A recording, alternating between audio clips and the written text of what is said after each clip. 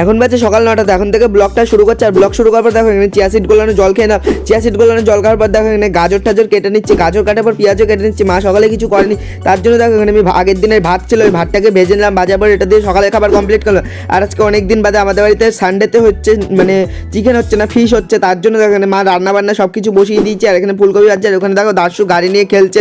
আর এখানে দেখো মার মাছটা রান্না হয়ে গেছে, আর মা এখন মাছ রান্না হয়ে গেছে, আর এখন ডাল রান্না করবে, তার জন্য দেখো ডালটাও বসিয়ে দিয়েছে। আর এখানে দেখো মামা গোপালকে মানে রং করছে, কালার করছে। আর এখানে দেখো আমি স্নান করতে চলে গেছিলাম, স্নান করেও আমি চলে আসলাম। দেখো স্নান করে আসার পর মা এখানে ভাত দিয়ে দিচ্ছে। এখানে ভাত ছিল আর ওখানে মাছের তরকারি, তো এটা দিয়ে আমি ভাত খেলাম। দুপুরে খাবার কমপ্লিট করার পর ঘুমিয়ে গেছিলাম। ঘুম থেকে ওঠার পর দেখো আমার জেড এক্সটেনারটাকে নিয়ে চলে গেলাম দোকানে। দোকান থেকে এক প্যাকেট দুধ নিয়ে আসলাম। দুধ আনার পর দুধটাকে দিয়ে চা বানিয়ে চাটাকে খেলাম। চাটাকে খাওয়ার পর রাতেবেলা হবে রুটি, তার জন্য দেখো এখানে আটা মেখে দিচ্ছে রাতে রুটি বানানোর জন্য। আর এখানে আটা মাখার পর দেখো রুটি বানানোও শুরু করে দিল। আর এখানে দেখো খাবারও তৈরি হয়ে গেছে, এখন খাবো। বাই দেবে আমি রুটি খাই। তোমরা এখন মিনি ব্লগের জন্য আমার চ্যানেলটাকে সাবস্ক্রাইব করতে, ততক্ষণের জন্য বাই।